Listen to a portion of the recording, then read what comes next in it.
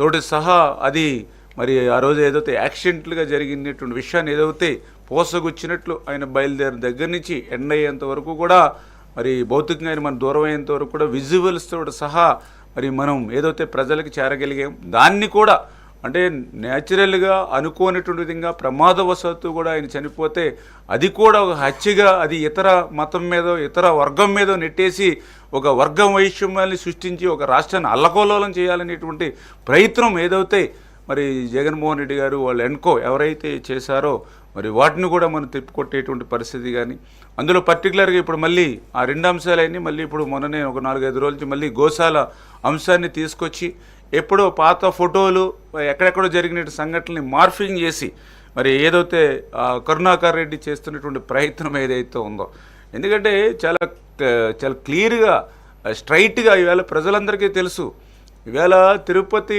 Declaration తీసుకొని దర్శనానికి రమ్మంటే డిక్లరేషన్ తీసుకోవడానికి కూడా ఇష్టపడక తిరుపతి దర్శనానికి వెళ్ళడం మానేసిన వ్యక్తి జగన్మోహన్ రెడ్డి.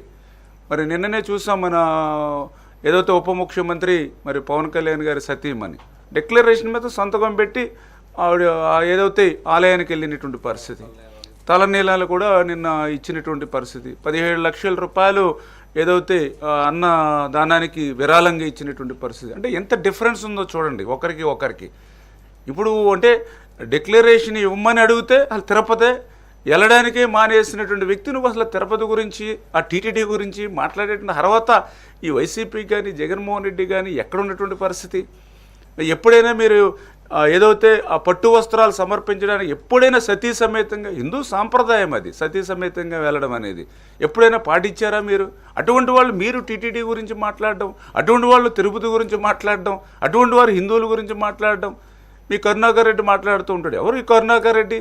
పూర్తిగా నాస్తికుడు, దేవుడిని నమ్మను అన్నటువంటి వ్యక్తి కరుణాకర్ రెడ్డి.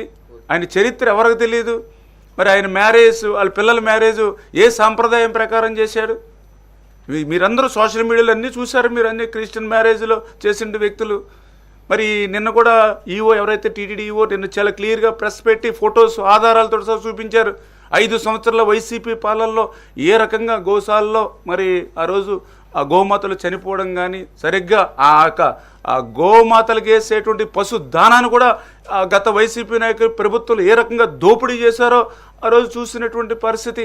మరి అటువంటి వ్యక్తులు కూడా ఈరోజు మరి ఇటువంటి తిరుపతి గురించి పవిత్రమైనటువంటి టీటీడీ గురించి మాట్లాడడం అనంటే ఇది కేవలం మతాల మధ్య, కులాల మధ్య, ప్రాంతాల మధ్య ఈ రకంగా రాజేసేటువంటి కార్యక్రమం ఏదైతే వైసీపీ చేస్తూ ఉందో మరి దాన్ని అన్నింటినీ కూడా ఎప్పటికప్పుడు ప్రజల్ని ఎడ్యుకేట్ చేసి ప్రజల్ని తిప్పికొట్టాలనేటువంటి ఆలోచనతోటే మరి ఈరోజు ప్రభుత్వం పనిచేయాలనేది. అదేవిధంగా ఏదైతే మన రాష్ట్రానికి సంబంధించి ఏదైతే రాజధాని లేని రాష్ట్రానికి మళ్ళీ ఏదైతే అమరావతి, ఎందుకంటే ఆ రోజు కూడా మరి చంద్రబాబు నాయుడు గారు ఆ రోజు 33,000 ఎకరాలు మరి ఆ రోజు ఈ యొక్క రాజధానికి సేకరించి ఆ రాజధాని పనులు శరవేగంగా మరి చేసేటువంటి క్రమంలో ప్రభుత్వం మారడంతో మరి ఆ రోజు జగన్మోహన్ రెడ్డి చెప్పాడు అసెంబ్లీలో. ఆ రోజు మేము కూడా మొదటిసారి అసెంబ్లీలో మేము కూడా ఉన్నాం 14-19లో. ఆ రోజు జగన్మోహన్ రెడ్డి ప్రతిపక్ష నేతగా ఆ రోజు చెప్పాడు రాజధానికి కనీసం 30,000 ఎకరాల పైబడి ఉండాలి, గుంటూరు విజయవాడే సరైనటువంటి ప్రాంతం, చేత నేను రాజకీయాలు జరుగుపోను, నేను ఆహ్వానిస్తున్నానని చెప్పి ఆ రోజు ప్రతిపక్షంగా చెప్పి అధికారంలోకి వచ్చిన తర్వాత అమరావతి కాదు 3 ముక్కలు అన్నాడు. 3 ముక్కల్లో కనీసం 3 ఇటుకలు కూడా ఎక్కడా పెట్టలేదు. మళ్ళీ ప్రజల ఆశీర్వాదంతో ఈరోజు మళ్ళీ ప్రజాప్రభుత్వం అధికారంలోకి వచ్చింది. మళ్ళీ ఇప్పుడు రాజధాని పనులు చక్క శరవేగంగా మళ్ళీ ఈరోజు జరుగుతూ ఉన్నాయి.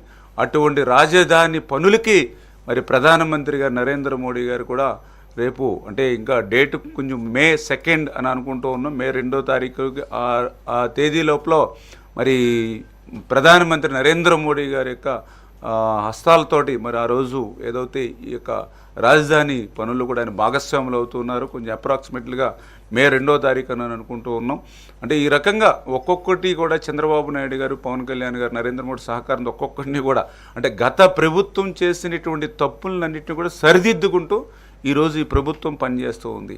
అదేవిధంగా ఏదైతే P4 ఎందుకంటే ఈ పేదరిక నిర్మూలన ఏదైతే చంద్రబాబు నాయుడు గారి ఆశయం ఏదైతే ఉందో ఆ P4ను కూడా మరింత బలంగా ప్రజల్లోకి తీసుకెళ్లేటువంటి విధంగా అందులో ముఖ్యంగా ఎవరైతే మంత్రులు ఉన్నారో ఎమ్మెల్యేలు ఉన్నారో వాళ్ళు కూడా ఆ P4ని ఓన్ చేసుకునేటువంటి విధంగా కూడా ముందుకెళ్ళాలనేటువంటి ఇట్లా ఏదైతే మరి ఈ యొక్క బిల్ ఏదైతే ఈ యొక్క క్యాబినెట్లో ఈ యొక్క అనేక అంశాలను ఆమోదించడం అనేది కాకుండా ఈ యొక్క రాష్ట్రాన్ని ప్రగతి పదంలో నడిపించుకోవడానికి రేపు భవిష్యత్తులో 2047 విజన్ మనం ఏదైతే భావితరాలకి భవిష్యత్ తరాలకి ఈ యొక్క తెలుగు జాతిని మళ్ళీ అగ్రస్థానంలో నిలపాలనేటువంటి ప్రక్రియలో మనం పొలిటికల్ గవర్నెన్స్ కూడా ఎట్లా సోషల్ ఇంజనీరింగ్ అన్నీ చేసుకుంటే ఎట్లా వెళ్ళాలి అన్నిటి మీద కూడా ఈరోజు డిస్కషన్ జరిగిందని చెప్పి మీ ద్వారా అందరికి కూడా తెలియజేసుకుంటున్నాం. Thank you.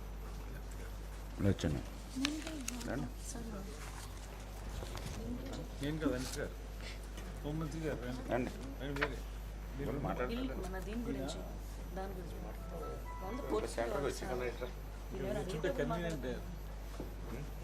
అందుగారికి లాస్ట్ మాట్లాడతారు.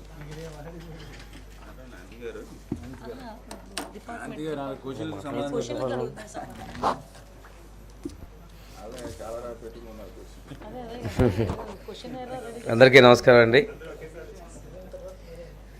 ఈరోజు షెడ్యూల్ కులాల్లో ఉన్నటువంటి ఉపకులాల మధ్య ఉన్నటువంటి అంతరాలను సరిచేసుకుంటూ వివిధ ఉపకులాల మధ్య ఏకీకృత మరియు